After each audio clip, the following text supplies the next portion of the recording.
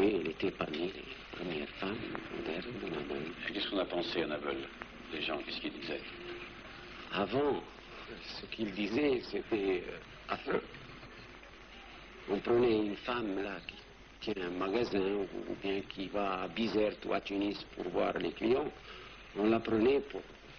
Ce n'est pas une fille, une femme, une bonne famille. Avant, c'est ce qu'on disait avant. C'était ça. Si j'étais mariée, j'en ai 2 mois ou 3 mois. J'allais avec mon mari à Tunis et on est resté au café de Colisée. Alors j'ai honte beaucoup avec la voile et je ne peux pas rester. Elle m'a donné un bouquin, je lui dis je ne peux pas voir et j'ai honte. Je ne peux pas rester sur la chaise. Même sur la chaise, je ne peux pas rester. Alors, mon mari il m'a dit ça ne fait rien, restez, regardez-moi. Moi, je n'ai pas l'habitude, je ne peux pas rester du tout. Je lui dis, vous n'êtes pas gentil, vous n'êtes pas une bonne homme. Et je lui dis, maintenant je suis fâchée avec toi et je ne peux pas venir avec toi du tout. c'était en C'est quelle... la première fois que je fais comme ça. En quelle année c'était? J'en ai 18 ans. Notre mariage, c'est que lorsque nous nous sommes fiancés, à ce moment-là, on ne les connaissait pas. On n'était pas obligé de... Quand on fait le fiançailles, elle était chez elle, je ne la connaissais pas de vue. Ce n'est qu'après le mariage que je suis arrivé à connaître ma femme.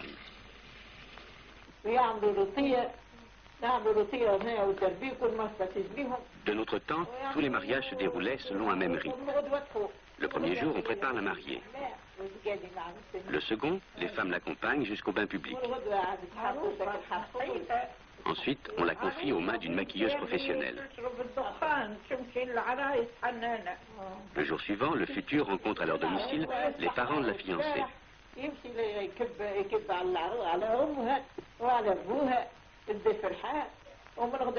alors, commencent les cérémonies même du mariage. En 1966, on se marie encore quelquefois selon les mêmes rites qu'au temps de grand-mère Chalvia. Dans les petits villages surtout où les traditions subsistent avec plus de vigueur. Et là encore, aujourd'hui, certains mariages sont arrangés par les familles à l'insu, le plus souvent, des intéressés. La cérémonie dure 3 jours.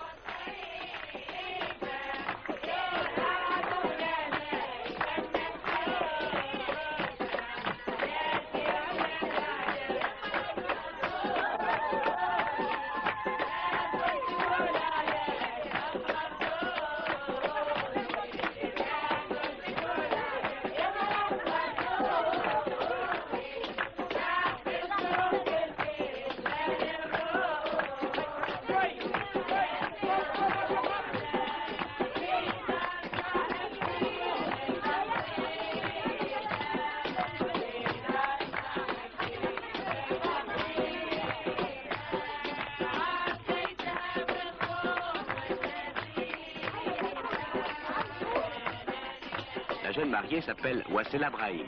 Elle a 20 ans. Si ses mains sont noires, c'est la tradition qui l'exige.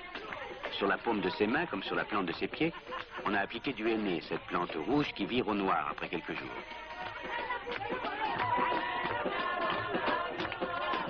Au deuxième jour de la cérémonie, les hommes viennent danser dans la maison de la fiancée.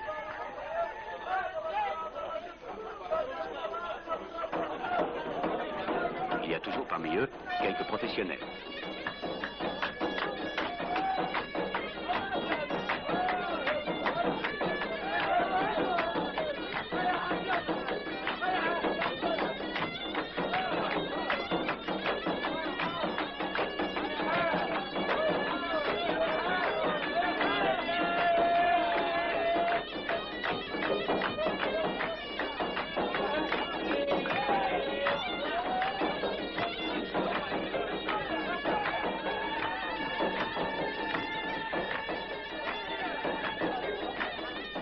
Le fiancé est âgé de 30 ans.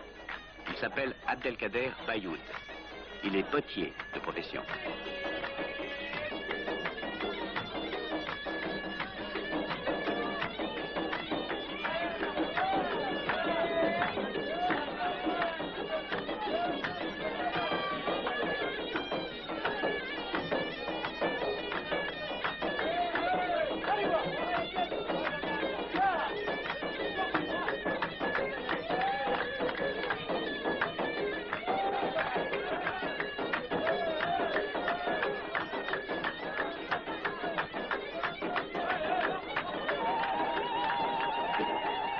Le troisième jour s'achève. Escortée par son frère, la nouvelle mariée va rejoindre la maison de son époux. Et les femmes manifestent leur joie par de vibrants you-you.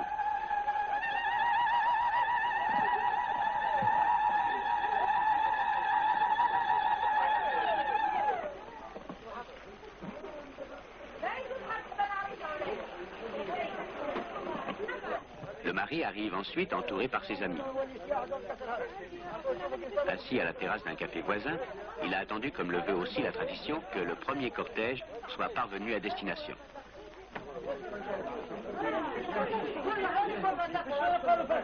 Mais la tradition et le cinéma sont quelquefois incompatibles. C'est ce que nous a prouvé la mère du marié. Avec véhémence, elle a repoussé dans l'ombre le regard indiscret de notre caméra.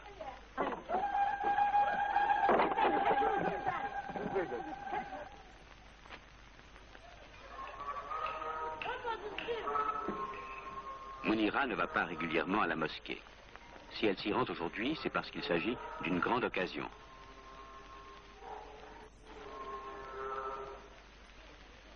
Pour les musulmans, c'est le jour de l'an.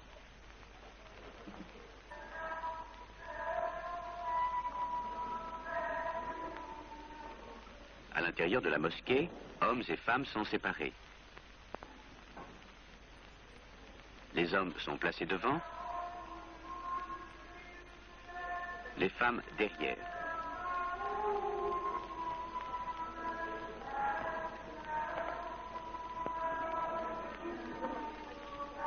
Les Tunisiens sont musulmans et le Coran a toujours été un livre des lois. Mais c'est en s'inspirant de l'esprit même de ce livre saint que les législateurs modernes tunisiens ont réussi à transformer peu à peu les lois et les mœurs de la société. Un nouveau statut de la femme est ainsi apparu, réglé par de nouvelles lois votées en 1956, 57 et 64. La femme est libre aujourd'hui de posséder des biens, de se marier selon son vœu et de divorcer. La polygamie a été mise hors la loi. La femme ne peut plus être répudiée.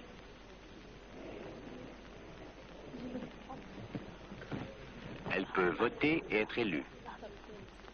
Elle a le droit d'intenter une action en justice et peut, de même, être poursuivie devant un tribunal.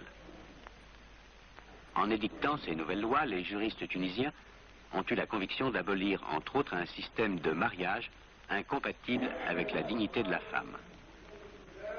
Il est évident qu'une telle révolution ne peut s'accomplir en un seul jour, mais déjà le nombre des irréductibles a décru, quoiqu'il y ait encore des gens qui demeurent fermement attachés aux traditions anciennes qui furent celles de leurs parents.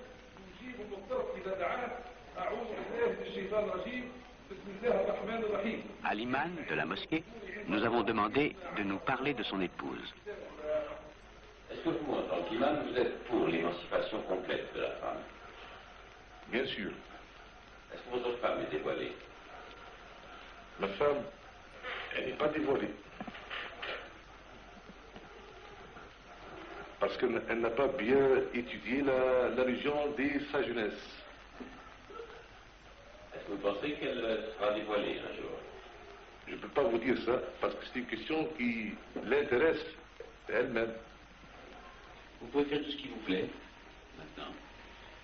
Tout ce qui me plaît, je sors pas toute seule, par exemple. Je ne peux pas aller hors de Nabel, toute seule, sauf avec des amis, des filles, avec leurs frères, comme ça.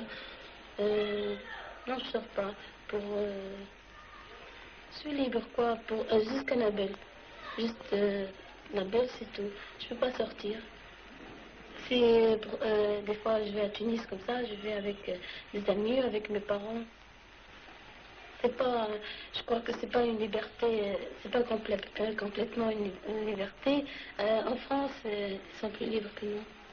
Vous pensez que vous allez être aussi libre que ça bientôt, peut-être dans une prochaine génération? Oui, mais mes enfants, je crois, mais moi, je crois pas. Enfin, mes enfants, je les laisserai libres, si décidé, quoi.